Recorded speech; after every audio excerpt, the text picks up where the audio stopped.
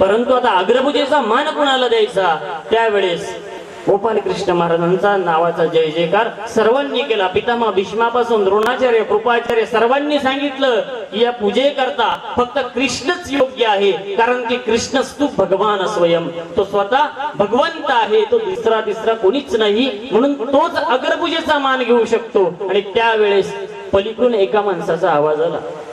अशी माणसं असतात समाजामध्ये, सर्वमान्य माणसाला नावं ठेवणारी. लक्षात घ्या, अशी एखादी माणसं असतात. आणि पलीकडून एका माणसाचा आवाज आला, कोपऱ्यातून तो उठला. अरे म्हणे, या कृष्णाला कशाला अग्रपूजेचा मान देता? त्याला त्याच्या बापाचं नाव विचारा. कधी वसुदेव सांगतो तर कधी नंद बाबा सांगतो. याच्या आईचं नाव विचारा याला. कधी यशोदा सांगतो तर कधी देवकी सांगतो. अरे म्हणे, याला लग्न केले तर किती केले? अत्यंत श्रीलंपट माणूस आहे हा. 16,108 बायका केल्या. निंदा करू लागला कृष्णाची. त्याचं नाव होतं शिशुपाळ. भगवंताची अग्रपूजेचा मान भगवंताला मिळणार आहे आणि तिथं हा निंदा करतोय. बाजूने बोलत बोलत तो आता समोर समामंडपात आला आणि त्याला सांगितलं, कृष्णा तुला लाज नाही वाटली का रे? तू कुशाल कपाळ पुढे केलं गंधा करता. आणि कृष्णाने त्याच्या आईला वचन दिलं होतं त्याच्या जन्माच्या वेळेस. शिशुपाळाचा जेव्हा जन्म झाला होता ना, त्यावेळेस त्याला 3 डोळे होते. आणि 3 डोळे असल्यानंतर संपूर्ण आर्यावर्तात ही बातमी पसरली की ज्याच्या दर्शनाने याचा 3रा डोळा जाईल त्याच्याच हातून याचा मृत्यू होईल. त्यावेळेस त्याच्या मातेने संपूर्ण आर्यावर्तात आमंत्रणा पाठवली. सर्व राजे लोक आले, भेटून गेले. परंतु कृष्ण भगवंताला माहित होतं ही पुढची घटना आहे, आपण या ठिकाणी जाऊच नाही. आणि स्वतः त्यानंतर ज्यावेळेस निरोप आला त्यावेळेस कृष्ण भगवंतानी बलरामदादा गेले आणि भगवंताला बघू वाटत होतं, जाऊ वाटत नव्हतं, कारण की भगवंताने बघितल्यानंतर त्या ठिकाणी ती घटना होणार होती. आणि ज्यावेळेस त्या कृष्ण भगवंताच्या आत्याने सांगितलं की देवा आता तू एकदा माझ्या मुलाला बघ, आणि कृष्ण भगवंतानी बघितलं आणि त्याच क्षणी त्याचा डोळा निघून गेला. आणि त्यावेळेस त्या शिशुपाळाच्या आईनं कृष्ण भगवंताच्या पायावर त्या शिशुपालाला ठेवलं आणि सांगितलं, देवा तुझा हा भाऊ आहे, तू माझाच भाचा आहे आणि तू कसा मारशील म्हणे. त्यावेळेस कृष्ण भगवंत म्हणाले, मी त्याचे 100 अपराध माफ करेल. आणि त्याचे 100 अपराध त्या राजसूय यज्ञाच्या वेळेस झाले. 100 अपराध झाले. अनेक शिव्या दिल्या कृष्णाला त्याने, आईवरून वडिलांवरून कृष्णाच्या चारित्र्यावर शिंतोडा उडवले. आणि त्यानंतर कृष्ण भगवंतानी शांत राहून 99 शिव्या ऐकून घेतल्या. लक्षात घ्या, 99 शिव्या ऐकून घेतल्या. कृष्ण महाराजांसारखा संयम सुद्धा कुणाकडे नाहीये. आपण 1-2 शिवी दिली तर आपलं काम बिघडून जातो. लक्षात घ्या, परंतु 99 शिव्या माफ करण्याची ताकद सुद्धा माणसात असावी लागते, तेव्हा कृष्ण कळतो. त्याच्याशिवाय कृष्ण नाही कळू शकत. 99 अपराध घडले आणि ज्यावेळेस 100 अपराध शिशुपाळाचे घडले त्यावेळेस भगवंताने सुदर्शन चक्र सोडलेलं आहे आणि शिशुपाळ त्या ठिकाणी गतप्राण झालेला आहे. ही भूमिका कृष्णाची आहे. म्हणून कृष्ण आम्हाला समजताना व्यवस्थित समजलं पाहिजे. कृष्णाने ज्या ज्या ठिकाणी जी जी लीळा केलेली आहे त्या लीळेमध्ये आम्हाला सर्वज्ञ श्री चक्रधर प्रभू सावध करतात. ज्यावेळेस गीता सांगितली त्या गीतेमध्ये सुद्धा सांगताना स्वामी सांगतात, बाई गीता श्रीकृष्णोक्ती ये रवती व्यासोक्ती. व्यासांच्या उक्ती बरोबर भरपूर आहे. 6 शास्त्र आहे, 18 पुराणे, 14 कला आहे, 64 विद्या आहे. परंतु जी गीता आहे ती सर्वज्ञ श्री चक्रधर प्रभू महाराज म्हणतात की ती कृष्णाची उक्ती आहे, म्हणजे ती परावाणी आहे. आणि ती व्यासांनी फक्त लिहून दिलेली आहे. जसं वेटरचं काम असतं ऑर्डर आणणे, बनवणारा वेगळा, मालक वेगळा असतो, आपल्यापर्यंत पोहोचवणारा वेगळा असतो, आणि ते सादर करणे त्याला मस्तपैकी सजवून आणतात ती प्लेट. तसं त्या ठिकाणी ते सादरीकरण झालेलं आहे. परंतु ते शास्त्र जे आहे ना ते कृष्णाचं आहे. आणि त्या गीतेमध्ये भगवंताने 18 योग सांगितले. त्या 18 योगातून सुद्धा आम्हाला कृष्ण बघता आला पाहिजे. प्रत्येक योग माणसाच्या जीवनाला आकार देणार आहे. प्रत्येक योग आपल्या भारतीय संस्कृतीमध्ये 2 ग्रंथ मानतात. एक म्हणजे भागवत ग्रंथ, त्यानंतर श्रीमद भगवद्गीता ग्रंथ. या 2 ग्रंथांना म्हणतात की माणसाने जगावं कसं हे गीता शिकवते आणि मरावं कसं हे भागवत शिकवतं. भागवतामध्ये 12 स्कंद आहे, परंतु त्यामध्ये मुख्य जो स्कंद ज्याला भागवताचा आत्मा म्हटलं गेलंय तो कृष्णांच्या लीळाचा स्कंद आहे, त्याला दशम स्कंद म्हणतात. कारण की त्याच्यामध्ये कृष्ण भगवंताच्या लहानपणापासून निज धामापर्यंत ज्या ज्या लीळा आहेत त्या सर्व लीळा आलेल्या आहेत. तुम्ही म्हणशाल मानव संप्रदायात भागवत कधीपासून आलं, हा एक प्रश्न आहे. कारण की कृष्ण म्हटलं तिथं भागवत आलं, कृष्ण म्हटलं तिथं गीता आली, कृष्ण म्हटलं तिथं महाभारतही आलं. या सगळ्याच गोष्टी महत्वाच्या आहे ना. सर्वज्ञ श्री चक्रधर प्रभू महाराज ज्यावेळेस उत्तरापंथी गेले त्यानंतर बटुवासांच्या जवळ त्या ठिकाणी कवीश्वर वास होते. आणि एक दिवस कवीश्वर वासांची इच्छा झाली की शेजारी एक पिंपळेश्वर नावाचं गाव आहे, त्या ठिकाणी आपण जावं. त्या ठिकाणी एक विद्वान आलेले आहे आणि ते दररोज मंदिरामध्ये पुराण सांगतात. पटवासांनी सांगितलं तुम्ही जाऊ नका, कारण की तुम्ही तिथे गेल्यानंतर 4 शब्द बोलणार, काहीतरी चर्चा होणार, तुम्ही त्यांना हरवणार किंवा काहीतरी वादविवाद करशाल, त्यापेक्षा तुम्ही जाऊ नका. कवीश्वर वास खूप हुशार होते, विद्वान होते, पंडित होते आणि इतके पंडित होते की आकाशामध्ये लिंबू फेकावा आणि खाली श्लोक तयार करावा इतकी त्यांची प्रतिभा होती, इतके हुशार होते ते. एक दिवस बटवासांची नजर चुकून ते त्या ठिकाणी गेलेच. ज्या ठिकाणी पुराण चालू होतं त्या ठिकाणी जाऊन त्या दाराला टिकून बसले आणि बसल्यानंतर त्या व्यक्तीने त्या ठिकाणी एक श्लोक म्हटला आणि त्या श्लोकाचा अर्थ ते लावत होते. तो अर्थ लावता लावता कवीश्वर वासांनी तो अर्थ ऐकला आणि त्याच क्षणी त्या ठिकाणी त्यांना म्हटले, अबद्ध अबद्ध अबद्ध, या ठिकाणी तुम्ही चुकले आहात, हा अर्थ चुकीचा आहे, हा अर्थ मला मान्य नाही. आता एवढे लोक समोर जर हात जोडून उभे असले आणि हा माणूस मला कसं काय बोलतोय, या बोलण्याचा राग आला त्या विद्वानाला. त्या विद्वानाने सांगितलं, कोण आहेस तू, समोर आहे म्हणे, माझ्या समोर आहे. एवढे लोक ऐकताय पोथी आणि खुशाल तू म्हणतोय अबद्ध, कसं काय चुकीचं आहे, सांग, समजून सांग मला, तुम्ही लावून दाखवा हा अर्थ. त्यावेळेस बटुवास यांचे शिष्य कवीश्वर वास त्या ठिकाणी समोर आले. कवीश्वर वास हे महानव संप्रदायाचे आचार्य होते. त्यांनी त्यांना चुकलेला अर्थ पुन्हा लावून दाखवला आणि अर्थ लावून दाखवल्यानंतर विचारलं, बरोबर झाला का अर्थ? ते म्हणे हो बरोबर झाला. त्यावेळेस कवीश्वर वासांनी तोही अर्थ विटंडीला, तो अर्थ खंडन करून टाकला आणि दुसरा अर्थ लावला. त्यांना पुन्हा विचारलं, बरोबर झाला का अर्थ? ते म्हणे हो बरोबर झाला. कवीश्वर वासांनी तोही अर्थ पुन्हा खंडन करून टाकला. असा 10 प्रकारे तो अर्थ लावला. 10 वेळा तो खंडन केला, 10 वेळा तो लावला आणि त्यानंतर तो विद्वान कवीश्वर वासांच्या चरणावर मस्तक ठेवलेलं आहे. आणि त्यावेळेस ते म्हटले की तुम्ही मनुष्य नव्हाती, तुम्ही माणूस नाही आहात, तुम्ही या स्थानावरची कोणीतरी देवता आहात. की माझा गर्व झालेला जो गर्व होता मला तो जाडण्याकरता तुम्ही इथं अवतरित झालात. त्यावेळेस कवीश्वर वास सांगतात, मी देवता नाही, मी देवता नाहीये, मी माणूसच आहे. त्यावेळेस ते विचारतात, मग तुम्ही नेमके कोण आहात, कुठल्या मार्गाचे आहात, तुमचं नाव काय? त्यावेळेस ते म्हणतात की केचित खंडन गंड दंडित जगत धीराधिप संस्कृत तर्का खर्व कुगर्व पर्वत समारूढा विमडा वृषम काव्याळाप कळाप केळी कुशळा शृंगार वीरावृता केचित कृष्ण कथासु सुंदर मतिस्तत भास्करोहम कवी.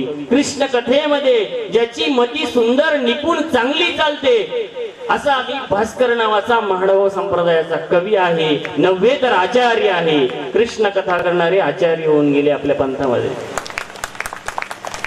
या गोष्टी महत्वाच्या आहे. कृष्ण कथेमध्ये खूप निपुण असणारी माणसं होती मानव संप्रदायात. आणि आता आता त्या पुन्हा सुरू झालेल्या आहेत, याचा अभिमान आम्हाला पाहिजे. म्हणून कृष्ण आम्हाला कळला पाहिजे. कृष्ण भगवंतांनी अनेक भक्तांना प्रेमदान दिलेलं आहे. त्यामध्ये उद्धव आहे.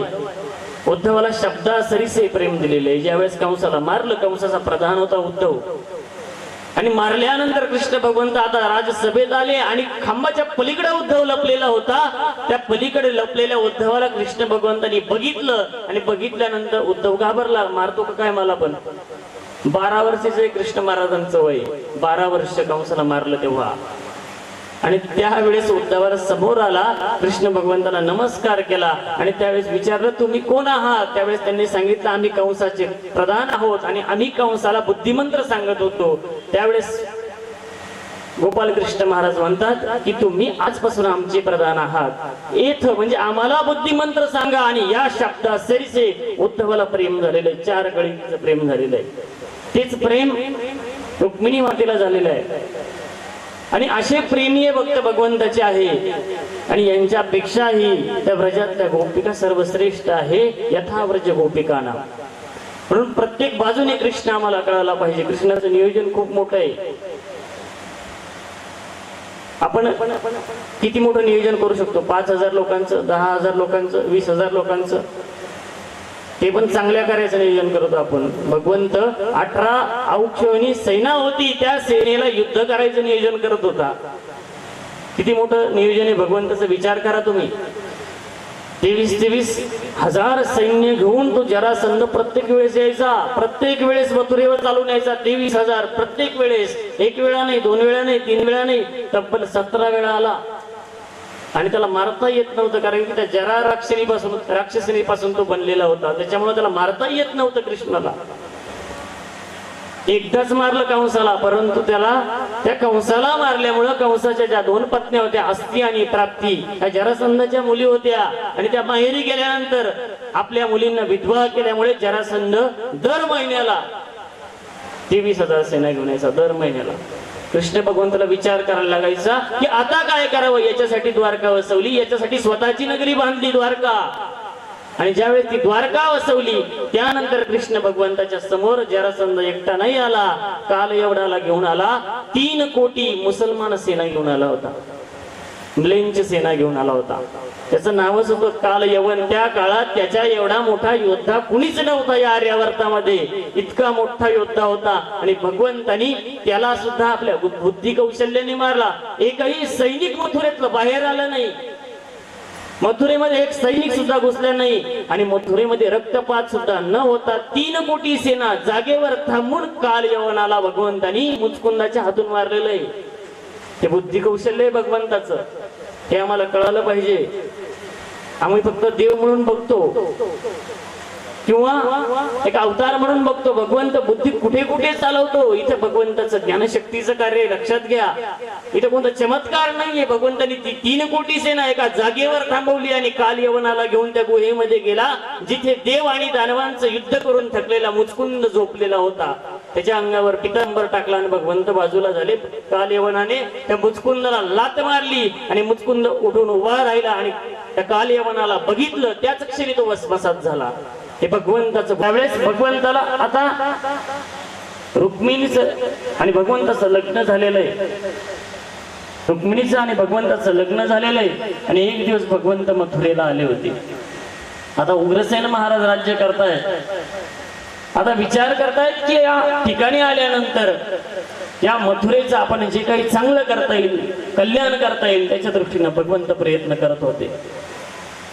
आणि त्या ठिकाणी राजसभेमध्ये येत होता आणि येता येता त्याच्या गळ्यामध्ये एक मणी होता. तो मणी बघितल्यानंतर सर्वांच्यावर असा हात ठेवायला लागायचा, इतका तेजस्वी तो मणी होता. तो सूर्याची भक्ती करायचा सत्यराजित. आणि त्या सूर्याने प्रसन्न होऊन त्या ठिकाणी त्याला तो समंतक नावाचा मणी दिला होता. कृष्ण भगवंताने तो मणी बघितला, एकाला विचारलं अरे हा मणी कोणता आहे. त्यावेळेस त्यांनी सांगितलं देवा रोज 8 भार सोने देतो. आणि कृष्ण भगवंताला वाटलं की आपण याला हा मणी मागून बघू. कृष्ण भगवंताने त्याला सांगितलं अरे सत्यराजिता हा मणी तू देऊन टाक उग्रसेन महाराजांना, या राजकोशामध्ये काम येईल, जनतेच्या कल्याणाकरता काम जाईल. त्यावेळेस सत्यराजिताला वाटलं हा पहिल्यापासूनच चोरटा आहे. तिकडं दही दूध चोरायचा, इकडं आल्यावर मणी मागायला लागला गळ्यातला, याला काहीच सहन होत नाही. तो म्हणे नाही मी नाही देऊ शकत. थोड्या दिवसांनी त्यांनी आपला गळ्यातला मणी सत्यराजिताने, आपला भाऊ होता त्याचा एक, त्याला शिकार करण्याची आवड होती, प्रसेन नावाचा भाऊ होता, त्याला देऊन टाकला. आणि तो प्रसेन एक दिवस जंगलामध्ये गेला. शिकार करता करता सिंह दिसणार त्याच आधी सिंहाने त्याला बघितलं आणि सिंहाने त्याच्यावर झडप घातली. प्रसेन जागीच ठार झाला आणि त्याच्याकडचा मणी सिंहाने ताब्यात घेतला. 1 दिवस झाला, 2 दिवस झाला, प्रसेन घरी आला नाही, महालात आला नाही. सत्यराजित चिंता करू लागला, माझा भाऊ गेला तर गेला, परंतु मणी सुद्धा घेऊन गेला. आणि 2-3 दिवस झाल्यानंतर भाऊ आता घरी आला नाही. त्यावेळेस सत्यराजिताने बोंब उठवली संपूर्ण मथुरा नगरीमध्ये की कृष्णाने एका मण्यासाठी माझ्या भावाचा खून केला आणि तो मणी आपल्या ताब्यात घेतला. कृष्ण कुणाला कसा वाटला? चोर पण वाटला, लहानपणी पण मोठ्यापणी पण. लहानपणीचा आरोप आले असं नाहीये. द्वारका वसवल्यानंतर सुद्धा भगवंतावर आरोप झालेला आहे की एका मण्यासाठी माझ्या भावाचा खून केला. त्यावेळेस कृष्ण महाराजांचं संपूर्ण आर्यावर्तामध्ये ख्याती होती की ते द्वारकाधीश आहे आणि त्या नावाला त्या ठिकाणी एक प्रकारचा कलंक लागला. भगवंताचे दूत देशोदेशहून सांगायला लागले की देवा, तुमच्या नावाचा असा बोलबाला झालेला आहे की धुवून टाकायचा आहे, आपल्यावरचा कलंक नष्ट करायचा आहे. भगवंताच्या मनामध्ये ही गोष्ट खलत राहिली आणि तिकडे त्या वनामध्ये त्या सिंहाला एक अस्वलाने ठार मारलं. तो अस्वल म्हणजे जांबुवंत राजा आणि तो वनी आपल्या गुहेमध्ये घेऊन गेला.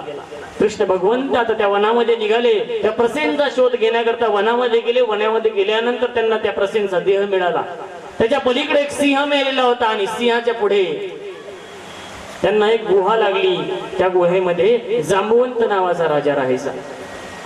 मध्ये गेल्यानंतर लहान लहान मुलं खेळत होती आणि त्यांच्या चेहऱ्यावर एक प्रकारचा प्रकाश पडला होता. जसे सागर गोटे खेळतात ना, त्याप्रमाणे त्या मण्यासोबत त्या जांबुवंत राजाची लहान लहान मुलं खेळत होती, सेमंतक मण्यासोबत. तो मणी बघितल्यानंतर कृष्ण भगवंताने ओळखलं की नक्की हाच मणी आहे सेमंतक. आणि त्याच वेळी तिथे जांबुवंत नावाचा राजा आला आणि त्यांनी कृष्ण भगवंतासोबत युद्ध खेळलं. एक नाही, दोन नाही, तीन नाही, किती दिवस भगवंत युद्ध खेळले जांबुवंत राजासोबत.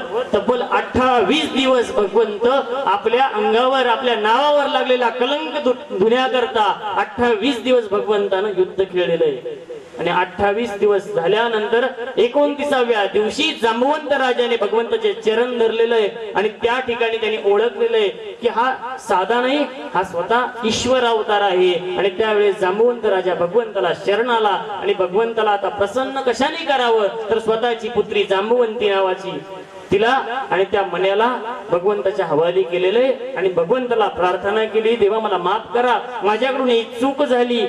आणि त्यावेळेस भगवंत तो मणी घेऊन आणि जांबुवंत नावाची पत्नी घेऊन त्या मथुरेमध्ये आले आणि त्या सतराजिताला बोलवून घेतलं त्या राजसभेमध्ये आणि सतराजिताला तो मणी दिला आणि सांगितलं की हा मणी तुलाच ठेव. सतराजित म्हणे, देवा मला तो मणी नको, हा तुमच्याकडेच ठेवा, माझ्याकडून चूक झाली, मी तुमच्यावर आरोप लावला, साक्षात परमेश्वरावर आरोप लावला त्यांनी. आणि त्यावेळेस सतराजिताला वाटलं की आता परमेश्वराला कसं प्रसन्न करावं. त्यावेळेस सतराजिताने आपली मुलगी जी सत्यभामा होती तिला भगवंताला दिलेलं आहे. ही कथा खूप मोठी आहे कृष्णाची. भगवंताच्या प्रत्येक लीळेमध्ये पुढे भगवंताला चोर ठरवण्यात आलं, तोही कलंक भगवंताने पुसला. ही कथा ऐकल्यानंतर आपल्या जीवनामध्ये लागलेले सर्व कलंक पुसून जातात. लक्षात घ्या, कृष्णावर लागलेला जर कलंक या कथेनं पुसला असेल तर आपल्या जीवनातील व्यथा या कृष्णाच्या कथेतून दूर होऊ शकतात. म्हणून कृष्णाला बघता आलं पाहिजे. प्रत्येक लीळा कृष्णाची अशी आहे की त्या लीळेमधून काही ना काही बोध मिळतो आम्हाला. आज समाजामध्ये अनेक प्रकारचे मोठमोठे कार्यक्रम होतात, कीर्तनाचे, प्रवचनाचे, आणि त्याच्यातून सांगितलं जातं की समाज प्रबोधन केलं जातं. स्त्री भ्रूण हत्या करू नये, दारू पिऊ नये, अनेक प्रकारच्या गोष्टी समाज हिताच्या केल्या जातात. कृष्ण भगवंताच्या काळामध्ये सुद्धा दारू नव्हती असा भाग नाही. दारू होती त्या काळात, होती, दारू नव्हती असा भाग नव्हता, परंतु भगवंताला ते मान्य नव्हतं. स्वतःच्या वंशाचा नाश भगवंतानी त्या शापाने झाला. त्या ठिकाणी सुद्धा भगवंताचा वंश सुद्धा राहिला नाही दारूमुळे. लक्षात घ्या, साम्य नावाचा मुलगा होता, जांबुवंत पासून झालेलाच मुलगा होता, त्याचं नाव होतं साम. त्यांनी दारू पिली, ऋषीची थट्टा केली आणि त्यानंतर कृष्ण महाराजांनी ते सुद्धा थांबवलं नाही. त्या ऋषीचा संपूर्ण शाप पूर्ण होऊन दिला. भगवंताला ते चाललं नाही. म्हणून भगवंताच्या त्या लीळेमधून प्रत्येक गोष्ट लक्षात घेण्यासारखी आहे. एका गावामध्ये एक मोठे व्याख्याते आले होते आणि त्यांनी 2 तास व्याख्यान दिलं दारूबंदीवर. संपूर्ण व्याख्यान झालं आणि व्याख्यान झाल्यानंतर विचार केला समोरच्या मंडळींना काही समजलं का नाही याची परीक्षा घेण्याकरता त्यांना एक उदाहरण दिलं आणि त्यांना म्हणाले, सांगा एक गाढव 5 किलोमीटर इथून लांब गेलं आणि तिथून 5 किलोमीटर इथं आलं, म्हणजे झाले 10 किलोमीटर, आणि त्यानंतर त्याला तहान लागली आणि इथं आल्यानंतर त्याच्या समोर एक बादली दारूची भरून ठेवली आणि एक बादली पाण्याची भरून ठेवली, तर तो गाढव नेमकी काय पिईल? काय पिईल सांगा ना? पाणी पिईल. ते लोक पण म्हटले पाणीच पिईल. त्यावेळेस ते प्राध्यापक म्हटले पाणी पिईल हे खरं आहे, परंतु पाणीच का पिईल? त्यावेळेस ते माणसं म्हटले प्राध्यापक गाढव असते त्याला दारूची चव काय कळणार. लक्षात आलं? ईश्वर येतात जातात, परमेश्वर येतात जातात, जीवांना शिकवतात, परंतु जीवात्मा काही सुधरत नाही. म्हणून महत्वाची गोष्ट आहे की जी गोष्ट भगवंताने आपल्याला सांगितली त्यामध्ये परमेश्वरला आपल्याला बघता आलं पाहिजे. सर्वज्ञ श्री चक्रधर प्रभूंनी जो कृष्ण मला सांगितला, तो कृष्ण असं सांगितला की बाई श्रीकृष्ण चक्रवर्तींच्या ठिकाणी 8 प्रकारचं ब्रह्मचर्यत्व होतं. उर्सा शिरसा दृष्ट मनचा वच सातया पद्मायाम कराभ्या जानुभ्या एतद अष्टांग लक्षणम. तो कृष्ण मला भोगी कृष्ण नाही सांगितला सर्वज्ञांनी, तर योगी कृष्ण सांगितलाय. लक्षात घ्या. म्हणून त्यांना योगेश्वर असं आपण म्हणतो. 8 प्रकारचं ब्रह्मचर्य कृष्ण भगवंताच्या ठिकाणी आहे, तो योगेश्वर आहे. जरी त्याला 16,108 पत्नी असला तरी तो योगीच आहे. तो कृष्ण कलंकित नाहीये, तो पवित्रच आहे. ज्यावेळेस उत्तरेच्या गर्भावर ब्रह्मास्त्र सोडलं होतं, आणि ज्यावेळेस उत्तरा म्हणजे कोण तुम्हाला सांगावं लागेल का? कृष्ण भगवंताची बहीण जी होती तिचं नाव होतं सुभद्रा, ती अर्जुनाला दिली होती. आणि अर्जुनाचा जो मुलगा होता तो अभिमन्यू, अभिमन्यूची पत्नी उत्तरा. आणि ती ज्यावेळेस गर्भवती होती तिच्या पोटामध्ये परीक्षित नावाचा राजा होता. पर म्हणजे पलीकडचं, क्षित म्हणजे पाहणारा, आणि त्याचं रक्षण भगवंतानं केलं होतं. त्या गर्भावर ज्यावेळेस ब्रह्मास्त्र सोडलं गेलं त्यावेळेस गोपालकृष्ण महाराजांनी शपथ खाल्ली की मी जीवनभर कधी जर खोटं बोललो नसेल, मी जर ब्रह्मचारी असेल आणि जर मी युद्धातून कधी पळ काढला नसेल तर उत्तरेचा गर्भ जिवंत होईल. आणि त्याच क्षणी उत्तरेचा गर्भ जिवंत झाला. याचा अर्थ कृष्ण चक्रवर्ती सदैव ब्रह्मचारी होते, कधी युद्धात पळून गेले नाही आणि कधी खोटही बोलले नाही. लक्षात आलं? यावरून सिद्ध झालं. परंतु कृष्णाला रंगलेला कृष्ण मानतात लोक. कधी त्याच्या अलौकिक लीळा कधी सादर करणार नाही, कधी मुचकुंदाला मोक्ष झालेली लीळा कधी सादर नाही होणार आपल्या समोर.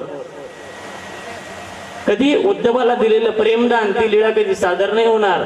रुक्मिणीला कधी 4 कळिकेची प्रेमिका म्हणून कोणी संबोधणार नाही. 4 कळिकच नाही करणार लोकांना. त्यांना फक्त हे कळेल की एक प्रेम आहे, जसं देवाचं, जसं आमचं तुमचं आहे तसं देवाचं जीवाचं नाही. ईश्वरी प्रेम हे सर्वथा दुर्लभ आहे, ते कुणालाच होऊ शकत नाही. तुमचं आमचं प्रेम अवघड असतं. एक मुलगा एका मुलीवर प्रेम करतो आणि प्रेम केल्यानंतर तिला कमळाचं फूल घेऊन जातो द्यायला. आता कमळाचं फूल घेऊन गेल्यानंतर ती मुलगी नाही म्हणते, राग येतो तिला. ती मुलगी ते फूल घेते आणि तिला त्या मुलाला एक चापट मारते गाळावर. 5 बोटं उमटतात. तो मुलगा म्हणतो मी तुझ्यावर प्रेम करतो, मी तुला भाजपाचं चिन्ह दिलं. ती म्हणते मी पण तुझ्यावर प्रेम करते, मी तुला पंजा दिला. असं आहे हे प्रेम. दुर्लभ नाहीये, सहज आणि सुलभ आहे माणसाचं, परंतु ईश्वराविषयी प्रेम दुर्लभ आहे. म्हणून तो कृष्ण आम्हाला त्या दृष्टीतून बघायचं आहे की जसा रुक्मिणी देवीने बघितला, रुक्मिणीला रुक्मिणी नाही म्हणत शास्त्रात, रुक्मिणी औसा म्हणतात, कारण की ती देवाची भक्त आहे. उद्धवाला उद्धव नाही म्हणत, उद्धव देव म्हणतात, कारण की देव त्याच्या सोबत आहे, परमेश्वराचा भक्त आहे. कुंतीला कुंती औसा म्हणतात. या खूप मोठ्या भगवंताच्या भक्त आहेत. परंतु आम्हाला बारीक बारीक लीळांमध्ये आपण गुरफटून बसतो. भगवंताच्या ज्या ज्या मोठ्या लीळा आहेत त्यामध्ये भगवंतांनी केलेलं अलौकिक कार्य सामावलेलं आहे. सर्वज्ञ श्री चक्रधर प्रभूंनी ज्यावेळेस भगवंताची गीता सांगायची आणि ज्यावेळेस भगवंतांनी आता गीता अर्जुनाला सांगितली, गीता सांगण्याचं प्रमुख कारण सांगतो की अर्जुनाला मोह झालेला आहे. मोह तुम्हालाही होतो, प्रत्येकाला मोह होतो. संसार म्हटल्यानंतर त्या ठिकाणी मोह असतो. त्या ठिकाणी सर्व नातेवाईक बघून अर्जुनाला मोह झाला आणि भगवंतांनी त्याला 9 अध्यायापर्यंत निरूपण केलं. 9 अध्यायानंतर गीतेचा पूर्वार्ध संपला आणि गीतेचा उत्तरार्ध सुरू झाला. गीतेचा उत्तरार्ध सुरू झाल्यानंतर भगवंत आता निरूपण करणार आहे. परंतु अर्जुन आता ऐकायला तयार नाही. तुम्ही ऐकायला तयार नसतात. तुम्हाला जर म्हटलं ना वा वा तुमचा मुलगा काय छान गातो, तुम्ही म्हणतात थांबा मी चहा आणते करून. नाही, एका घरामध्ये पती पत्नी दोघं राहायचे, 30 वर्ष झाले, दररोज भांडण व्हायचं. घरी जावं की न जावं हा त्या माणसाला प्रश्न पडायचा. आणि मग एक दिवस तो कंटाळला आणि कंटाळून एका बाबाजवळ गेला. बाबांना म्हणे, बाबा दंडवत घालतो, दीक्षा द्या, मला काही घरी जायचं नाही. कारण की घरात गेल्यानंतर लगेच रेडिओ सुरू होऊन जातो. थांबावं की राहावं असा प्रश्न पडतो. त्यावेळेस ते बाबा म्हटले, हे बघ, मी तुला एक उपाय सांगतो, घरी गेल्यानंतर पत्नीला काहीच बोलायचं नाही, सदैव तिची स्तुतीच करायची, गोडच बोलायचं. ठीक आहे. तो मनुष्य घरी आला. घरी आल्यानंतर दार वाजवलं, दार उघडलं गेलं आणि आता टेबलावर बसला. समोर आता ताट आलं. ताटामध्ये भात, भाजी, आमटी, चपाती, वरण, पापड, लोणचं सर्व काही आलं. आणि त्यानंतर त्याने विचार केला, आज काही रेडिओ सुरू झालेला नाही, पण बाबांनी सांगितलेलं औषध आपण प्रयोग करायला काही हरकत नाही. त्याने पहिला घास घेतला, तोंडात घातला आणि म्हटला, वाह, काय भाजी झाली, एकच नंबर भाजी झाली. तिने वाटलं 35 वर्ष झाले कधी स्तुती केली नाही, कधी चांगले बोलले, नक्कीच आज दारू घेऊन आलेले. लक्षात आलं. कारण की कधी तोंडामध्ये गोडवा नाही यांच्या. त्याला वाटतं तिने ऐकलं नाही. हा पुन्हा म्हणे, वाह, काय भाजी झाली, एकच नंबर भाजी झाली, अशी भाजी कधीच खाल्ली नाही. तिने पुन्हा ऐकून ना ऐकल्यासारखं केलं. स्त्रिया सहनशील असतात. माणसाला वाटतं ऐकून घेते म्हणून काही बोलायचं असतं, असं काही नसतं. एकदा स्फोट होत असतो. त्यांनी पुन्हा म्हटलं, वा म्हणे, काय भाजी झाली, विश्वात अशी भाजी कोणी खाल्ली नसल. ती महिला तिथं आली. ते भाजीचं पातेलं होतं, भांडं होतं, ते धरलं, आपटून दिलं त्याच्या समोर. तो म्हणे, अगं म्हणे, इतकी सुंदर भाजी लागली, अगदी प्रमाणात मीठ मिरची सर्व काही प्रमाणात आहे, का फेकून दिली ही भाजी तू? त्यावेळेस ती म्हटली, 30 वर्ष झाली लग्नाला, कधी माझ्या भाजीची स्तुती केली नाही, आजच शेजारनी पुन्हा आणली तर काय कौतुक चाललं म्हणे. आपण भगवंताची स्तुती नाही करत. 9 अध्यायापर्यंत भगवंताचं निरूपण चाललंय. कृष्ण महाराज निरूपण करतायत, परंतु अर्जुनाची शंका पारुकतच नव्हती. सर्वज्ञ सांगतात की पुस्त्या अर्जुनाचा अभिप्राय व्हायचा, जे श्रीकृष्ण चक्रवर्तीचे परावरत्व सुचवून बोलत असे. भगवंताचं पर म्हणजे मायेच्या पलीकडचं आणि अवर म्हणजे मायेच्या अलीकडचं दोन्ही स्वरूपाला उपलक्षून अर्जुनाचे प्रश्न होते. जसे भाट्यातून बाण निघावे तसे अर्जुनाचे प्रश्न होते. श्रोता कसा असावा, तर अर्जुनासारखा त्या ठिकाणी. आणि असा अर्जुन भगवंताला प्रश्न विचारतोय. 9 अध्यायापर्यंत प्रश्न विचारले आणि त्या ठिकाणी भगवंताने 10वा अध्याय सुरू केला. भूय एव महाबाहो शृणु मे परमं वच. 10व्या अध्यायातला पहिला श्लोक आहे. भूय एव म्हणजे पुन्हा ऐक. याचा अर्थ भगवंताचा तो आता ऐकत नाहीये. आणि त्यावेळेस भगवंत माता झालेले. पुन्हा ऐक म्हणजे आपण लेकरालाच म्हणतो ना, ज्यावेळेस एखाद्या लहान मुलाला आपण सांगतो घरात की हे आण ते आण सर्व सांगतो आपण, आणि पुन्हा एकदा बोलवतो, इकडे पुन्हा सांगते तुला. लक्षात नाही राहिलं तर काय करायचं. ही भाषा आईची भाषा आहे. कृष्ण भगवंत गीतेमध्ये आईसारख्या अर्जुनाचं सांत्वन करताय. त्याचं सर्व विसरून गेला, पुन्हा त्याला गीता सांगितली. आणि त्या ठिकाणी पुन्हा भूय एव महाबाहो शृणु मे परम वच, पुन्हा त्याला सांगायला सुरुवात केली. आणि त्या ठिकाणी भगवंताचा तो तरी ऐकत नव्हता. आणि त्यावेळेस भगवंताने त्याला विश्वरूप दाखवलेलं आहे. ते विश्वरूप जो भगवंत कृष्ण अर्जुनासोबत वाढला, खेळला, राहिला, बागडला, एकत्र राहिला, तो कृष्ण आता त्याला विश्वरूपामध्ये दिसू लागला. केवळ एक हात नाही त्याला, एक पाय नाही, एक डोळा नाही, एक उदर नाही, अनेक बाहू, दरवक्त्र नेत्र, अनेक हात आहे, अनेक पाय आहे, अनेक डोळे आहे, अनेक उदर आहे आणि अनेक मुख आहे. आणि काही मुख अशी आहे की ज्याच्यातून माणसं जन्माला येत आहेत, आणि काही मुख अशी आहेत की ज्यामधून माणसं खाल्ल्या जात आहेत. आणि एका ठिकाणी एक विचित्र गोष्ट अर्जुनानं बघितली की द्रष्टा कराला आणि नचते मुखानी दृष्टैव काला नलसन्निभानी दिशो न जाने चलभेच शर्म प्रसिद्ध देवेश जगन्निवास. द्रष्ट म्हणजे दाढ. तुमच्या इकडं शेपू, मेथी अशी भाजी असते, पालेभाजी, खाल्ल्यानंतर दातामध्ये अडकते आणि मग ती अडकून राहिलेली भाजी कोणीतरी सांगतं, त्यावेळेस आपण काढतो किंवा आपणच काढतो आरशामध्ये. तसं भगवंताच्या एका दाढेमध्ये काही माणसांचे हात, पाय, मुंडके, डोके अडकलेले होते. मशीन मध्ये नाही का अडकत आणि लटकत होते ते असे बाहेर. आणि भगवंताची ती जीभ आहे ना लेली असे ग्रसमानम समंता, भगवंताची जीभ आहे ना अशी ती फिरत होती ते खाण्याकरता. त्यात लागलेलं होतं ते चाटून घेत होती, लक्षात घ्या. आणि असं रूप जेव्हा अर्जुनाने बघितलं त्यावेळेस तो म्हटला दृष्टाद्भुतम रूप मुग्रम तवेदम. देवा तुझं हे रूप बघितल्यानंतर आता मी घाबरून गेलेलो आहे, मला तुझं सौम्य रूप दाखव. आणि त्या ठिकाणी भगवंताला तो दाही बाजूनी नमस्कार करतो. नमः पुरस्ताद अथ पृष्ठतस्ते नमोस्तुते सर्वतएव सर्व अनंत वीर्यामित विक्रमस्त्वम सर्वं समाप्नोषि ततोसि सर्व. सर्व बाजूंनी देवाला नमस्कार करतो. आणि त्यानंतर अर्जुनाला त्या ठिकाणी कळतं की आता तो देव आहे, मी जीव आहे, या जाणीवेला म्हणतात बोध. जशी जाणीव डोमेग्रामला सर्वज्ञ श्री चक्रधर प्रभूंनी महिमभट्टला करून दिली, त्याला बोध दिला, तसा बोध अर्जुनाला दिलेला आहे. लक्षात घ्या. परंतु त्याला देण्याची पद्धत वेगळी, याला देण्याची पद्धत वेगळी. हा वेगळा पंडित आहे. अर्जुन आणि भगवंत या दोन्हींच्या ठिकाणी सर्व सामुग्री सारख्या होत्या, फक्त ब्रह्मविद्या अर्जुनाकडे नव्हती. आणि भगवंतांनी त्या ठिकाणी ती सांगितली. आणि त्या ठिकाणी भगवंतांनी त्या ठिकाणी अर्जुनाला बोध दिला. बोध म्हणजे जाणीव. आणि ही जाणीव महत्वाची आहे. ही जाणीव महत्वाची आहे. आपल्याला जाणीव परमेश्वराचा जो मार्ग आहे आणि या मार्गामध्ये आल्यानंतर जी बोध जाणीव आहे म्हणजे जे जीव देवता प्रपंच आणि परमेश्वर याच्या पलीकडे जाणणं असं काही नाहीच आहे. आणि म्हणून ही जाणीव सर्वात महत्वाची आहे. बाकीच्या जाणीवा आहेत परंतु त्याचे एवढं विशेष महत्व नाही. परंतु हे ब्रह्मविद्या शास्त्र, ब्रह्म जो परमेश्वर तयाची एकच विद्या आहे ती आहे ब्रह्मविद्या. आणि ती ब्रह्मविद्या आम्हाला कृष्णाने सांगितलेली आहे.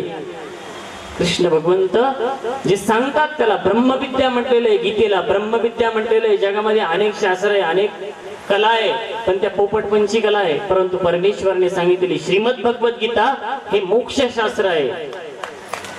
लक्षात घ्या. 18 नाव आहे गीतेला. गीतेला 18 नाव आहे. एका गावामध्ये एक पोपट आला होता, बोलका पोपट, खूप सुंदर बोलायचा, चांगला बोलायचा. आणि एक दिवस त्याचा लिलाव ठरला. लिलाव ठरल्यानंतर लोक आले, एक मोठी व्यक्ती आली, गाडीतून उतरली आणि त्याला इच्छा झाली पोपट घ्यायचा. गर्दीतून आवाज आला, एकाने आवाज दिला 500 रुपये. हा माणूस म्हटला 1000 रुपये. गर्दीतून आवाज आला 2000. हा माणूस म्हटला 3000. गर्दीतून आवाज आला 4000. हा माणूस म्हटला 5000. 5000 1, 5000 2, 5000 3. मालकाला त्याने 5000 रुपये दिले आणि तो पोपट विकत घेतला. विकत घेतल्यानंतर त्या पोपट मालकाच्या हातात पैसे दिले. पोपट याचा झाला. हा त्या पोपटाला पिंजऱ्यामध्ये होता पोपट, तो त्याला घेऊन आपल्या गाडीत आला. एसी गाडी होती, मोठा माणूस होता. पोपटाला बाहेर काढलं पिंजऱ्यातून आणि त्या पोपटाच्या मानेवर असा हात फिरवला आणि विचारलं, पोपटा 5000 रुपये दिले तुझ्या करता, तुला नक्की बोलता येतं का? त्यावेळेस तो पोपट म्हणाला, काय म्हणे मालक, 5000 पर्यंत मीच बोली लावत होतो. लक्षात आलं का? बाकीची कला, बाकीच्या विद्या ब्रह्मविद्येसमोर अशाच आहे. परंतु ब्रह्मविद्या जी आहे ना ती आत्मकल्याणाचं शास्त्र आहे, पोट भरण्याची विद्या नाहीये ती. म्हणून हे जे शास्त्र आहे ते कृष्णाने आम्हाला सांगितलं. कृष्ण शस्त्रही चालवायला शिकवतो, कृष्ण शास्त्रही सांगतो. कृष्ण आपल्या जीवनामधली जी मूल्य आहे ती सांगतो. कृष्ण कर्मही सांगतो, अकर्मही सांगतो. कर्मातून कसं निवृत्त व्हायचं कृष्ण संन्यासही सांगतो. कृष्ण आत्मसंयम सुद्धा सांगतो. तुम्ही म्हणशाल कृष्णाने नामस्मरण कुठं सांगितलंय? भगवंत नामस्मरण सांगतात आम्हाला. जे सूत्र आमच्या स्वामींनी सांगितलं तेच सूत्र कृष्ण सांगतात जोगेश्वरीला स्वामींचा अवस्थाने. आणि त्या ठिकाणी सकाळी त्या ठिकाणी महादाईचा झोपलेली होती आवडळ भट्ट. त्या ठिकाणी उठले आणि आवडळ भट्टांनी बघितलं की स्वामी येत आहेत आणि महादाईसाला ते उठवतात की उमे उमे उठ, येत गोसावी विजय केले असे. आणि त्यावेळेस स्वामी येतात. स्वामी त्या ठिकाणी शिक्षा पण करतात महादाईसाला. कोणतं सूत्र म्हणतात स्वामी? न अति अशनस्तु योगोस्ति न चैकांत मनश्रत न जाति स्वप्नशीलस्य जाग्रतो नैवर्च अर्जुन युक्त आहार विहारस्य युक्त चेष्टस्व कर्मसु युक्त स्वप्नावबोधस्य योगो भवति दुःखः. धायितो खैजे पाहितो निजीजे, हेच तर सूत्र सांगताय. न अति अशनस्तु, अशन म्हणजे भोजन, न अति अशन म्हणजे जास्त भोजन करणं चुकीचं आहे. एकांत मनश्रत आणि खूप कमी जेवण चुकीचं आहे. खूप जागरण करणं चुकीचं आहे. जागृतो नैवच अर्जुन युक्त आहार विहारस्य. आणि हाच तर कृष्ण आम्हाला कळायला पाहिजे. कृष्णामध्ये आम्हाला चक्रधर स्वामी दिसले पाहिजे आणि चक्रधर स्वामी मध्ये आम्हाला कृष्ण दिसले पाहिजे. त्याच्याशिवाय कृष्ण आम्हाला कळू शकत नाही.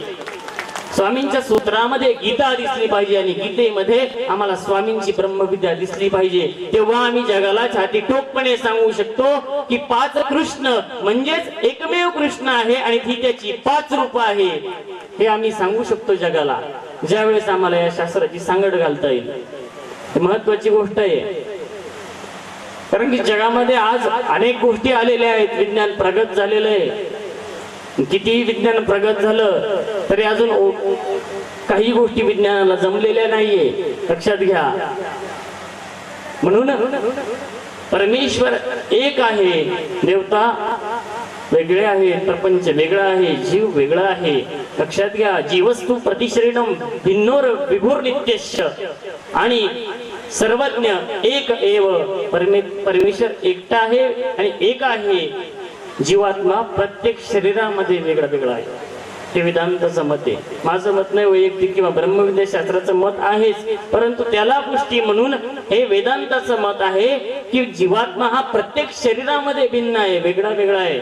आणि परमेश्वर एकटा आहे, वेगळा आहे तो.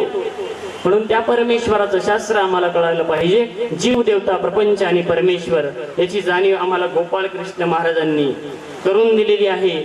श्रीमद भगवद्गीतेमध्ये ज्यावेळेस गीतेची जाणीव आम्हाला होईल त्यावेळेस खऱ्या अर्थाने कृष्ण कळायला सुरुवात होईल.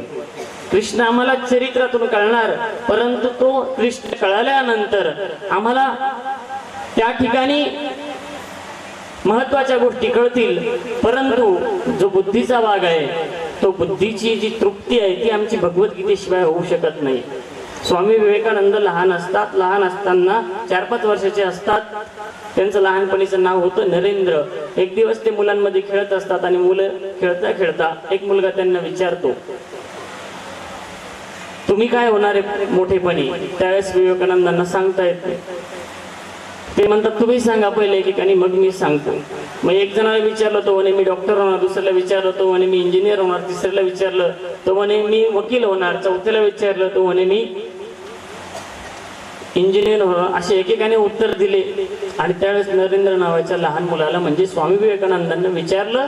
स्वामी विवेकानंदांची आई खिडकीमधून बघत होती भुवनेश्वरी देवी. आणि त्याच वेळेस समोरून एक टांगेवाला आला, टांगा हाकत हाकत. आणि त्यावेळेस विवेकानंदांना विचारलं तुम्ही काय होणार मोठ्यापणी? त्यावेळेस त्यांनी तो टांगा पाहिला आणि म्हणे मी त्या टांग्यासारखा टांगेवाला होणार. सगळे मुलं हसायला लागले. अरे टांगेवाला टांगेवाला, सगळे चिडवायला लागले. भुवनेश्वरी देवीला राग आला. त्या तिथं आल्या, मुलाचा हात घेत धरला आणि घरामध्ये नेलं. घरामध्ये नेल्यानंतर संध्याकाळी बाजारात गेल्या. बाजारातून काही मोठमोठ्या फ्रेम घेऊन आल्या आणि घरामध्ये सर्व लावल्या. आणि समोरच्या हॉलमध्ये विवेकानंदांना घेऊन आल्या, सोबत जेवणाचं ताट घेऊन आल्या आणि स्वतः हाताने आपल्या नरेंद्र नावाच्या मुलाला म्हणजे स्वामी विवेकानंदांना त्या भोजन घालत होत्या. आणि भोजन घालता घालता त्यांनी पुन्हा तोच प्रश्न विचारला की नरेंद्र तुला मोठेपणी काय व्हायचं? आता सकाळचं उत्तर पाठच होतं त्यांचं की टांगेवाला व्हायचं. सकाळी सांगितलं ना आई म्हणे मी त्या मुलांना ते टांगेवालाच व्हायचं म्हणे मला.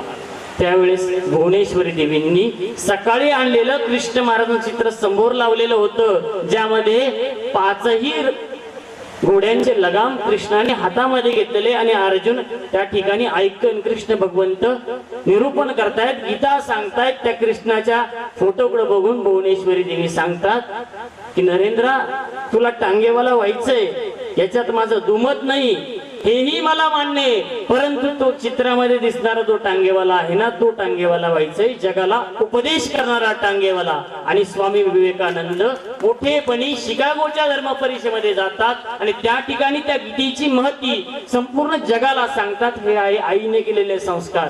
लक्षात घ्या. तोच टांगेवाला झाला. ते स्वामी विवेकानंदांनी आजन्म ब्रह्मचारी राहिले, लग्न नाही केलं. लक्षात घ्या. म्हणून हे संस्कार आपल्या बालकांवर झाले पाहिजे. कृष्ण आम्हाला कसे भावले, कृष्ण आम्हाला कसे वाटले, त्यातून आम्ही कृष्ण समाजाला सांगू शकू किंवा आपल्या कुटुंबावर त्या कृष्णाचे संस्कार आपल्या कुटुंबाला देऊ शकू. भुवनेश्वरी देवींनी स्वामी विवेकानंद घडवले. विशेषतः महत्वाची आहे की आपल्या मुलांमध्ये कृष्ण अवतरित झाला पाहिजे. आपण म्हणतो लहानपणी लय कृष्णासारखाच खोडकर आहे, मग मोठ्यापणी कसं काय तो राक्षस होतो? लहानपणी बरा असतो, मोठ्यापणी कसं काय राक्षस होतो? लहानपणीचा कृष्ण आपण त्याच्यामध्ये टिकवून ठेवण्याचं काम आपले संस्कार करत असतात. आणि म्हणून हे संस्कार जर तुम्ही या लहानपणामध्ये दिले तर खऱ्या अर्थाने तो मुलगा मोठ्यापणी सुद्धा कृष्णासारखाच सद्वर्तने निघल. त्याची बुद्धी, त्याचा विवेक, त्याचा विचार, त्याचा आचार या समाजामध्ये महानुभाव संप्रदायाचा एक आदर्श वासनिक म्हणून निर्माण होईल. आणि हीच जाणीव या निमित्तानं मी तुम्हाला याच निमित्तानं हा विषय सांगितला की कृष्ण आम्हाला कळायला पाहिजे. महत्वाची गोष्ट आहे, कृष्ण ज्या वेळेस तुम्ही बाहेर ऐकता, पुराणात ऐकता, आता भारुड नावाचा एक प्रकार सुरू झालाय, त्याच्यातही कृष्ण आलेला आहे. तिथं वेगळाच कृष्ण मांडला जातो. कृष्ण खरा कृष्ण खूप वेगळा आहे. योग योगेश्वरा कृष्ण साक्षात कथयत स्वयं. काय श्लोक आहे गीतेचे श्लोक एखाद्या कृष्णाचा पार्ट करणाऱ्या माणसाला जरी विचारले ना तरी त्याला सांगता येणार नाही. मी म्हणतो निदान त्याने एक तरी श्लोक म्हणून दाखवा, गीतेचा एक तरी श्लोक कृष्णाचा पार्ट करणाऱ्या माणसाने.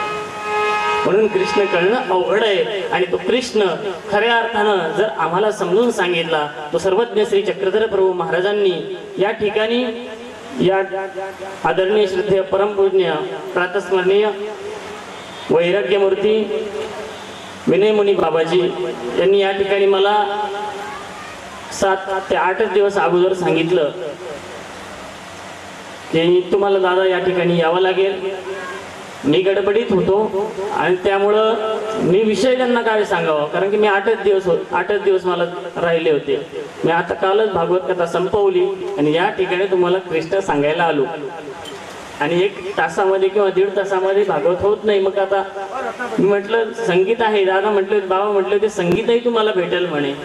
परंतु मग विचार केला मी आणि या ठिकाणी तुम्हाला कृष्णाच्या लीळा, कृष्ण समजून सांगण्याचा प्रयत्न केला. थोड्या फार फरकानं का होईना कृष्ण आम्हाला कळायला पाहिजे. कृष्ण महाराजांचे एक शेवटचं कार्य सांगून देतो की कृष्ण भगवंताने उत्तरेचा गर्भ जिवंत केला आणि त्या ठिकाणी परीक्षित राजा वाचला होता. परंतु आज आम्हाला कृष्ण भेटत नाही आणि उत्तरेचा गर्भ दररोज मारला जातोय. लक्षात घ्या, आजही द्रौपदी विवस्त्र होते, परंतु ती पोटामध्ये विवस्त्र होते. पोटामध्ये तिचे वस्त्र काढले जातात, कारण की या देहाला वस्त्र म्हटले गेलेले आणि आत्म्याला जे चिरंतन तत्व आहे तो आत्मा आणि या देहाला वस्त्र म्हटले गेलेले आहे. लक्षात घ्या, म्हणून त्या कृष्णाची आजही आम्हाला गरज आहे. आजही असं वाटतं की कृष्ण आमच्यामध्ये आला पाहिजे, कृष्ण आमच्यामध्ये अवतरला पाहिजे. तुम्ही म्हणशाल आज द्रौपदीवर अत्याचार होतोय, मग कृष्ण कधी येईल? तर कृष्ण आमच्या हृदयात अवतरित झाला पाहिजे. आणि ज्यावेळेस आम्ही स्वतः हातामध्ये शस्त्र घेऊन उभं राहू धर्माचं, त्यावेळेस तो कंस बाजूला होऊ शकतो. लक्षात घ्या, महत्वाची गोष्ट आहे. सर्वज्ञ श्री चक्रधर प्रभूंनी सांगितलेलं तत्व आहे की अहिंसा परमो धर्म. आणि गोपाल कृष्ण महाराज म्हणतात तथा हिंसा परो धर्म. ज्या ठिकाणी थोड्याफार का होईना फरकाने हिंसा केली जाते, परंतु जर ती चांगल्यासाठी करायची असेल तर तिला हिंसा नाही मानता येणार, कारण की ती धर्माकरता केलेली हिंसा आहे. म्हणून त्या ठिकाणी तेही जमू शकतं, तेही चालू शकतं असं कृष्ण सांगतात. कृष्णाचं तत्वज्ञान हातामध्ये शस्त्र घ्यायला लावतं आणि सर्वज्ञांचं तत्वज्ञान थोड्याफार फरकानं का होईना अहिंसेकडे झुकायला लावतं. एवढाच एक मुख्य बदल याच्यामध्ये आहे. आणि झालेली माझी सेवा मी सर्वज्ञ श्री चक्रधर प्रभूंच्या चरणी अर्पण करतो. मी महानुभाव आश्रम शिक्षण संस्था बांबोरी या आश्रमच्या वतीने या ठिकाणी तुम्हा सर्व सद्ग्रस्त वासनिकांना, तुम्ही आस्थागाळ्यात जवळजवळ 9 वर्ष झाली नवीन वक्ते ऐकत आहात, या पंथातील विद्वज्जनांना ऐकत आहात, मोठमोठे वक्ते तुम्ही श्रवण करत आहात, अनेकांचे विचार तुमच्या बुद्धिरूपी घटामध्ये साठवत आहात. मी माझ्या पद्धतीनं तुम्हाला कृष्ण सांगायचा प्रयत्न केला. कृष्ण सांगायला तब्बल 7 दिवस लागतात आणि 1-1.5 तासामध्ये कृष्णाचं नाव सुद्धा सांगता येत नाही. खरं सांगायचं, कृष्ण हा शब्द सुद्धा 1-1.5 तासामध्ये सांगता येत नाही. मी तुम्हाला समजवण्याचा प्रयत्न केला. आणि या ठिकाणी तुमचं हे कार्य असंच उत्तरोत्तर वाढत राहो असं मी महानुभाव आश्रम शिक्षण संस्थेचे संचालक माझे गुरुवर्य आचार्य साहित्याचार्य महाराष्ट्राधिकरण ज्ञान महर्षी श्री मामाजी यांच्यातर्फे मी तुम्हाला सर्वांना शुभेच्छा देतो, बाबाजींना शुभेच्छा देतो की आपलं हे कार्य असंच याही पुढे चालत राहो. आपल्या मंडळाला आणि सर्व या ठिकाणी असणाऱ्या सहकार करणारे सर्व काही जे काही सद्भक्त आहे, जे काही या ठिकाणी अन्नदान रूपाने असतील. कृष्ण माझा गुरु, कृष्ण माझा शिष्य, कृष्ण माझा मित्र, कृष्ण माझा सोयरा, कृष्ण माझा भगवंत, कृष्ण माझा पंचकृष्ण, कृष्ण माझा तारिता, कृष्ण माझा उद्धरिता, कृष्ण माझा कृष्ण माझा शस्त्र, कृष्ण माझा शास्त्र, कृष्ण माझा माता, कृष्ण माझा पिता, बहीण बंधू चुलता, कृष्ण माझा, असे अनेक रूप बाबांनी या ठिकाणी कृष्णाची सांगितलेली आहे. धन्यवाद बाबा. आणि या तिसऱ्या पुष्पाचं शेवटचं पुष्प आभार प्रदर्शन घुमण्याकरता मी विनंती करतो आदरणीय उज्ज्वलाताई खोरगडे यांना. धन्यवाद बाबा. आय मागावे परिम्या तूही कैसे काय द्यावे, तूच देणारा जिथे अन तूच घेणारा स्वभावे, आश्रयाचा तूच स्वामी, शब्दवाही मी भिकारी, मागणाला अंत नाही आणि देणारा तू मुरारी, आणि देणारा तू मुरारी. अशा श्रीकृष्ण भगवंताची जीवन चरित्र कथा, या दात्याची या परमेश्वराची चरित्र कथा बाबांनी आपल्या अमृतमय वाणीतून आम्हाला सांगितली, आम्हाला शब्दामृत दिलं. बाबांच्या नावामध्येच श्रीकृष्णाला अनेक नावाने ओळखलं जातं, त्याला गिरीधर असंही म्हटलं जातं. आणि बाबांच्याच नावामध्ये श्रीकृष्णाचा अध्यक्षर दडलेला आहे. आणि बाबांच्या नावाला साजेचं असं त्यांचं कर्तृत्व आणि सुंदर अशा वाणीतून त्यांनी आम्हाला हे निरूपण केलं, अतिशय सुंदर मार्गदर्शन केलं. वरुड तालुका ग्रामीण महानुभाव सेवा मंडळाच्या वतीने तसेच कार्यक्रमाचे मुख्य आयोजक वैराग्यमूर्ती वैरागी बाबा यांच्या वतीनं मी आपले मनापासून आभार मानते. आणि आपल्यासाठी एवढंच म्हणते, बाबा जसा मोर घेऊन येतो पिसारा, जसा मोर घेऊन येतो पिसारा, फुलवून टाकी आसमंत सारा, जसा कंठात घेऊन आले तसा कंठात घेऊन आले श्रीकृष्ण गाणे. गिरिराज दादा तुम्हास प्रणाम आदराने, तुम्हास प्रणाम आदराने. बाबांनी श्रीकृष्णाची भक्ती, श्रीकृष्णाचं प्रेम हा विषय आपल्या समोर उलगडला. त्यांनी सांगितलं, प्रेम कुणावर करावं, प्रेम कुणावर करावं, प्रेम कुणावरही करावं, श्रीकृष्णाच्या अगाध लीलांवर करावं, गोपिकांच्या बालिश खोड्यांवर करावं, प्रसंगी कंसाच्या मनातील द्वेषावरही करावं, रावणाने पांघरलेल्या वेशावरही करावं. प्रेम सर्वांवर करावं, नव्हे तर माणसाने माणसाच्या मनावर करावं. प्रेम कुणावरही करावं, प्रेम माणसाने माणसाच्या गुणावरही करावं, प्रेम माणसाने माणसाच्या गुणावरही करावं. सुंदर अशा या व्याख्यानाला अध्यक्ष आणि प्रमुख वक्ते म्हणून परमपूज्य परम महंत श्री गिरिराज शास्त्री महानुभाव वांबोरी उरळी कांचन यांनी आपला अमूल्य असा वेळ आम्हाला दिला आणि उद्बोधन केलं. बाबा मी पुनश्च आपले आभार मानते. आणि त्याचबरोबर या कार्यक्रमाला माननीय सौ अलकाताई नरेशचंद्रजी ठाकरे या सुद्धा आपला अमूल्य वेळ त्यांनी या ठिकाणी दिला आणि प्रमुख अतिथी म्हणून ते इथे हजर राहिल्या. ताई तुमचे सुद्धा मी वरुड तालुका ग्रामीण महानुभाव सेवा मंडळाच्या वतीने मनपूर्वक आभार मानते. त्याचबरोबर सौ मालुताई पांडव हातुर्णा या सुद्धा या ठिकाणी आपला अमूल्य वेळ खर्च करून हजर राहिल्या आणि आम्हाला आमचा आनंद द्विगुणित केला. त्याबद्दल ताई मी सुद्धा वरुड तालुका ग्रामीण महानुभाव सेवा मंडळाच्या वतीने आपले आभार मानते. पुनश्च या ठिकाणी उपस्थित सर्वांचे आभार मानते आणि आभार प्रदर्शनाचा हा सोहळा या ठिकाणी संपला. यानंतर आता महाआरती होणार आहे आणि त्यानंतर लगेच पिळाहरण दुपारचं भोजन. मी विनंती करतो सगळ्या संगीत चमूला की आपण दुपारच्या उपहारच्या आरतीला सुरुवात करावी आणि सर्व मंडळींनी उभं राहायचे. आपल्याला मनोहरराव चौधरी, अमनराव चौधरी, दिवाकरराव चौधरी, दिलीपराव चौधरी, दिवाकरराव लोहे, विलासराव लोहे, हनुमंतराव लोहे, मधुकरराव लोहे, रामदासराव लोहे अशी ही चिंचर गव्हाण या ठिकाणच्या मंडळींना नम्र विनंती करतो. देवाला विडावसर प्रत्यक्षाला समर्पित करण्यासाठी आपण योग्य असलेले मंडळी लोहे परिवार चौधरी परिवार आणि रावत परिवार या सर्व परिवारांनी देवपूजेला प्रत्यक्षाला विडा अवसर समर्पित करण्यासाठी यावं.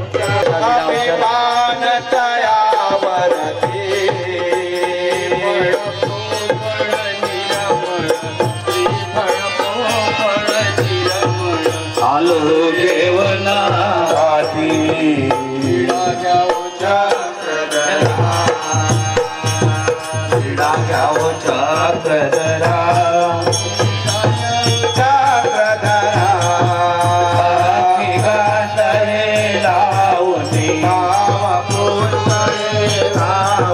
हरि मंगल पूजा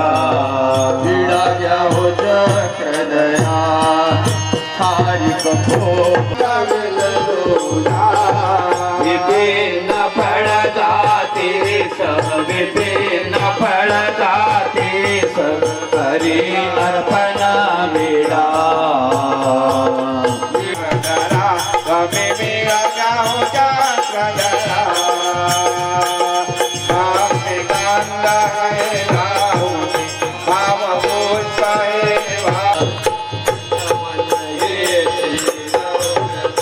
या ठिकाणी माननीय प्राध्यापक बाळकृष्ण दुपारच्या सत्राचे प्रमुख व्याख्याते त्यांना घ्यावच्या प्रधरा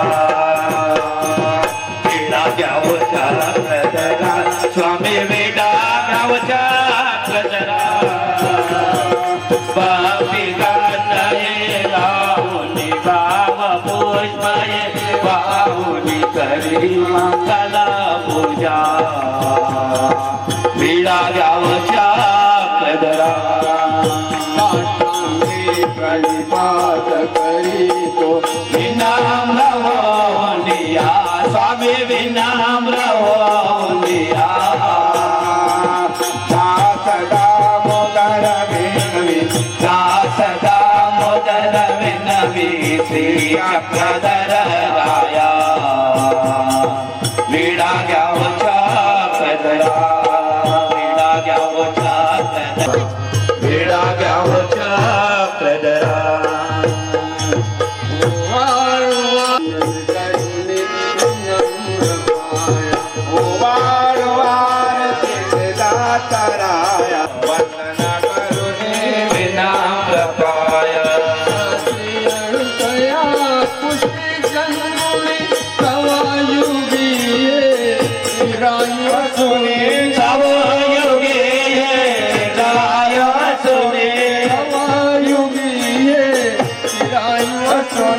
सह्याद्रिवरते क्रीडा करेते अमोघ दर्शन जय शिवाय अमोघ दर्शन जय करुणे विनम्र पाया वंदन करुणे विनम्र पाया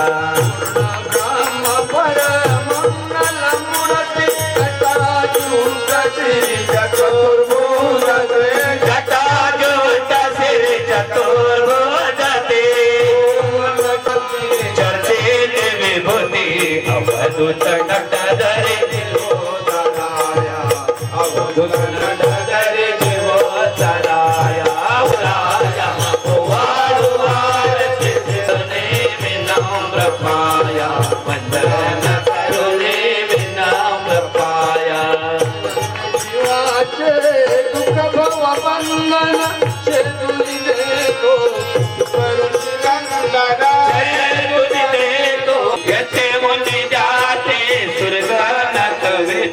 ब्रह्मा हरे हर चैतन्य माया ब्रह्मा हरे हर चैतन्य माया वो वाडू आरती सिद्धार्थ दामोदर मोनी आरती वो वाडूनी अभिनंदन करे कर जोडूला करावे नमस्कार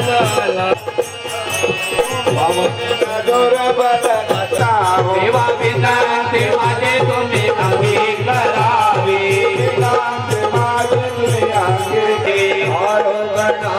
मन कस करा प्रसन्न होऊन माझा प्रसाद द्यावा अशुद्ध देव मम शुद्ध करावा ओ अभाव कुमार चित्ते भावे मनाच पिता त्वमेव बंधूच सखा त्वमेव त्वमेव विद्या द्रवणां त्वमेव सर्वं मम देव देवं पापहं पापकर्माहं पापात्मा पाप संभवा कृपया देव शरणागतव सर्वे सुखिनाम सन्तु सर्वे सन्तु निरामया सर्वे भद्राणि पश्यन्तु दुःख भागे तात्रे महाराज श्री चक्रपाणी महाराज श्री गोविंद प्रभु महाराज के जय सर्वज्ञ श्री चक्रधर स्वामी की सत्य सनातन महात्मा जालिके बाबा की मौन देव बाबा की वृंदावन लाल बिहारी की जय बोलो भगवान के श्री कृष्ण अवतार की जय बोलो भगवान की दत्त प्रभु अवतार की जय बोलो भगवान के चक्रपाणी अवतार की चारी बाजू हाथ पर करो चक्रपाणी अवतार की जय बोलो भगवान के चक्रपाणी अवतार की जय बोलो भगवान की चक्रपाणी अवतार की जय बोलो भगवान की गोविंद प्रभु अवतार की जय बोलो भगवान की हार की जय बोलो भगवान के चक्रधर अवतार की जय बोलो भगवान की चक्रधर अवतार की जय बोलो भगवान के चक्रधर अवतार की जय बोलो भगवान की चक्रधर अवतार की जय बोलो भगवान की पंचकृष्ण अवतार की जय बोलो भगवान की पंचकृष्ण अवतार की तारे बजा के रहना मोहन को बुलाते रहना ताले ताले को बुला के पुरुष मंडळी रहना ताले बजा के ताली बजा के रहना मोहन को बुलाते रहना ताली बजा के रहना मोहन को बुला के रहना ताली बजा ताले ताले बजा के रहना मोहन को बुलाते रहना ताले बजा के रहना मोहन को बुलाते रहना सर्वज्ञ श्री दंडवत प्रणाम